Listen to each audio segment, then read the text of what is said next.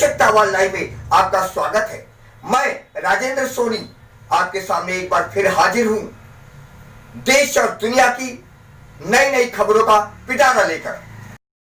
चलते चलते हमारी मुलाकात लोनी गाजियाबाद क्षेत्र में धर्म जाति से हटकर कार्य करने वाली समाज सेवी तथा आम आदमी पार्टी के वरिष्ठ कार्यकर्ता आरपी पांडे से उन्हीं के आवास पर हुई। चर्चा के दौरान आरपी पांडे ने कहा, आम आदमी पार्टी समूचे उत्तर प्रदेश में चुनाव मैदान में उतरने के लिए तैयार है। देखिए ये रिपोर्ट।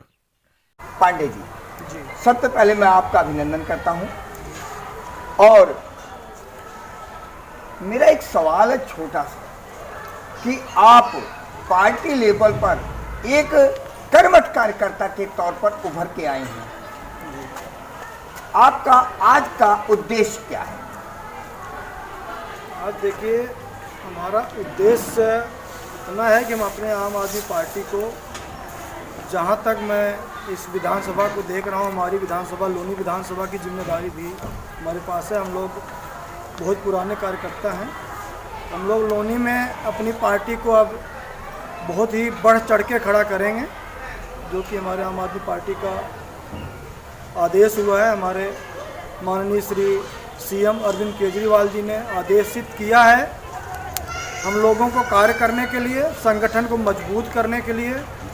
जैसा कि अभी आप लोगों ने देखा होगा, अभी नेक्स्ट वीक ही उन्होंने घोषणा की है कि हमारी पार्टी उत्तर प्रदेश में पूरी विधानसभा में, पूरे उत्तर प्रदेश में अकेले लड़ेगी, किसी के साथ कोई भी गठबंधन नहीं करेगी। अकेले हम चुनाव लड़ने के लिए तैयार। अभी आपने बताया आपकी पार्टी उत्तर प्रदेश के अंदर समूचे क्षेत्र में, समूचे विधानसभा क्षेत्र में, समूचे क्षेत्र में अपने दम पर चुनाव लड़ने के लिए तैयार है। तो उसके लिए आपको पार्टी लेवल पर हर क्षेत्र में तैयारी भी करनी होगी। वो तैयारी किस किस्म की होगी, क्या आप बता पाएंगे? बिल्कुल, देखिए, हमारे जो जिलाध्यक्ष हैं, गाजियाबाद के जिलाध्यक्ष हैं हमारे त्यागी जी, उन्होंने एक संगठन खड़ा किया है। हमारा संगठन का पूरा स्वरूप दे दिया गया है। हमारा संगठन अब पूरे गाजियाबाद के 5 विधानसभाओं में हमारा संगठन तैयार हो गया। विधानसभाओं में तैयार हो गया, उसके बाद वार्ड लेवल पर भी तैयार हो गया। अब बूथ लेवल पर हम तैयारी कर रहे हैं, उसको हम तैयार कर रहे हैं। हमारा संगठन पूर्ण रूप से इसी महीने में, उम्मीद है कि इसी महीने हमारा संगठन पूरा दिन तैयार हो जाएगा। संगठन हमारा अब 1 जनवरी से 2021 से 24 घंटे कार्य करना चालू करेगा, जनता के बीच जाकर। जिस तरह आम आदमी पार्टी दिल्ली के अंदर काम कर रही है, जिस तरह गरीबों को बिजली, पानी, शिक्षा के पर उसने बेहतर काम किया है, ये कहने में कोई गुरेज नहीं है। क्या वैसा ही काम आम आदमी पार्टी उत्तर प्रदेश में करके दिखाएगी? बहुत सही सवाल पूछा है। जब हम लड़ने जा रहे हैं, अब हम चुनाव लड़ने जा रहे हैं, अरविंद केजरीवाल जी ने ये स्पष्ट कर दिया है कि अब हम शिक्षा, जो यूपी के अंदर शिक्षा है, उसको भी हम दिल्ली के ही तर्ज पर बनाएंगे। शिक्षा हमारा दिल्ली से ही एकदम बिल्कुल हूबहू वैसे ही होगा। आपने देखा होगा उत्तर प्रदेश के अंदर जितने भी स्कूल हैं, सभी स्कूलों के अंदर न तो बैठने की व्यवस्था है बच्चों को, न तो उस पर बेंच है, न तो उनकी बाउंड्रीज हैं, न तो उन पर पानी पीने की व्यवस्था है, न तो उनमें बिजली की व्यवस्था है। टीचर अगर पढ़ाना भी चाहे तो गर्मी में बैठ के पढ़ा भी नहीं सकता। बच्चे अगर पढ़ना भी चाहें तो गर्मी में बैठ के पढ़ भी नहीं सकते। इतना बुरा हाल है यूपी गवर्नमेंट का। अभी कल मोदी सरकार ने एक इंटरव्यू दिया है, हमारे माननीय योगी जी ने। उन्होंने कहा है कि जितनी दिल्ली की आबादी है उतनी हमारी बेसिक स्कूलों में बच्चे बहाना बना रहे हैं कि हम बहुत बड़ा क्षेत्र लेके बैठे हो, यूपी बहुत बड़ा है। अरे बड़ा है यूपी, ठीक है योगी जी, यूपी बड़ा है, इसका मतलब है कि आप उसको संभाल नहीं पा रहे हैं शिक्षा लेवल पे।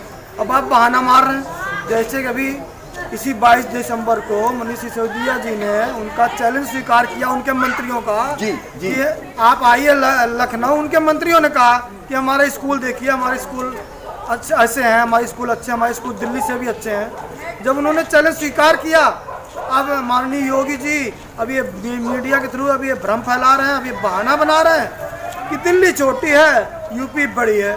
अरे बड़ी है तो क्या यहाँ जनता को अच्छी शिक्षा लेने का अधिकार नहीं है? उनके बच्चे पढ़ लिख के IAS PCS ना बने, ये अधिकार नहीं है? आप सीधा कहिए योगी जी कि आपके बस में नहीं है, आप संभाल नहीं पा रहे हैं, तो आप जनता के हित में आप अपना इस्तीफा दे दें। आप इस्तीफे दे आप पीछे हट जाए, आपके बस की नहीं है, आप इसे नहीं स्वीकार कर पा रहे हैं सच्चाई को। अब मनीष जी गए हैं, 22 तारीख को मनीष जी रहेंगे लखनऊ में। अब देखते हैं कि उनके कौन से मंत्री आते हैं, कौन से मंत्री इनके सामने टिकते हैं। मुझे तो ऐसा लग रहा है कि इनके कोई भी ही मंत्री उनके सामने आने को तैयार नहीं होंगे, और अगर आने को तैयार होंगे तो ऊँट के मुंह में जीरा, ये साबित है। जिस तरह अभी एक मुद्दा चल रहा है, ज्वलंत मुद्दा है किसानों का, उनके बारे में आप क्या कहना चाहेंगे? देखिए, किसानों के लिए मैं आपसे पहले भी मैं कहा हूँ, वही परसों भी मेरा इंटरव्यू हुआ था, परसों भी मैंने यही बात कहा था, किसान अपने मुद्दे पर अड़े हुए हैं और उनका पूर्ण समर्थन है आम आदमी पार्टी का, और भी पार्टियां उनको जो समर्थन दे रही हैं जी। हमारे प्रधानमंत्री जी वो बीजेपी के नहीं हैं, वो हमारे देश के प्रधानमंत्री हैं, हमारे भारत सरकार हैं, वो भारत सरकार के तो एकदम नुमाइंदे हैं वो।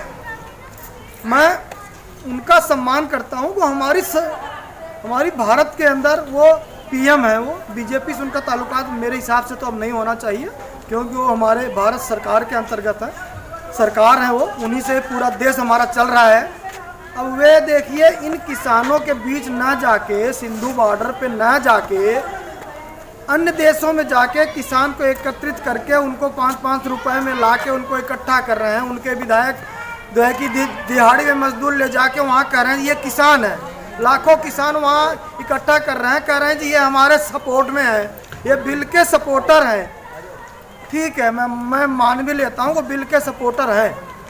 अगर आप वहाँ जाके आप वार्तालाप कर सकते हैं, तो क्या सिंधु बॉर्डर पे बैठे किसानों के बीच आप आके इनको आप नहीं समझा सकते कि भाई बिल आपके हित में है, आप इसको मानिए, आप इस सच्चाई से आप रूबरू होइए, उनको ये समझाएं। मोदी जी का फर्ज बनता है आए उनके बीच भी आए, उनको ये समझाएं। क्यों नहीं उनको समझाना चाह रहे हैं?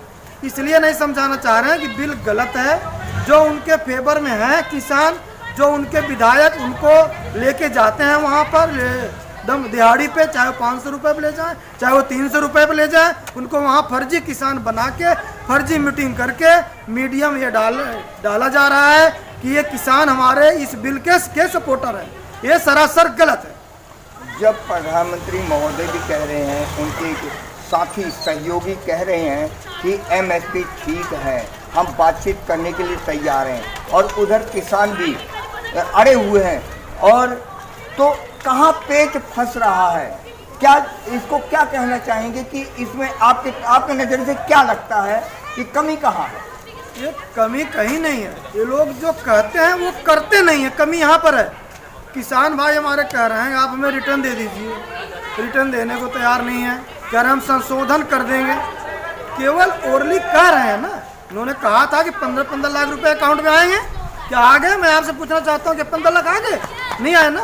ये जुमलेबाजी की सरकार हमेशा चलती आई है और ये चलती रहेगी, इसलिए इस सरकार से विश्वास उठ चुका है अब जनता। उत्तर प्रदेश क्षेत्र के समूचे सूबे के किसानों के लिए आप क्या कहना चाहेंगे, क्या संदेश देना चाहेंगे? मैं किसानों के साथ हमारी आम आदमी पार्टी और भी अन्य पार्टियां खड़ी हैं, हम लोग हमेशा वहां पर खड़े हैं। अभी हम लोग कल भी सिंधु बॉर्डर पे थे, उनकी सेवा कर रहे थे, और आज भी हम लोग यहाँ पर हमारे साथ सभी हैं। हमारे पास यहाँ पर अमित भारद्वाज जी हैं, विनोद शुक्ला जी हैं, ओम शर्मा जी हैं, हरिपाल जी हैं, हम सब लोग जा रहे हैं। यहाँ से आपका इंटरव्यू जैसे ही खत्म होगा हम सीधा सिंधु बॉर्डर जा रहे हैं। हम उन किसानों की सेवा करेंगे, हम उनके साथ हैं। उनके लिए हम लोग पूरा खाने की व्यवस्था, पूरे पीने की व्यवस्था, पूरे उनके लिए शौचालय की व्यवस्था सब वहाँ हमारी आम आदमी पार्टी सरकार कर रखी है, उसकी भी देख रेख हम लोग कर रहे हैं। हम लोग किसानों के लिए आज हम लोग गर्म वस्त्र भी लेके जा रहे हैं, उन लोगों के लिए हम लोग आज स्वेटर लेके जा रहे हैं। हम लोगों ने अभी 200 स्वेटर अभी हम लोगों ने परचेज किया है, वो स्वेटर लेके अभी हम लोग गाड़ी में रख चुके हैं, वो लेके हम लोग जा रहे हैं, उनको हम लोग स्वेटर भी अभी मुहैया कराएंगे। जाते जाते सब्सक्राइब करना ना भूलिए, आपके अपने चैनल को एक प्यारे से लाइक के साथ।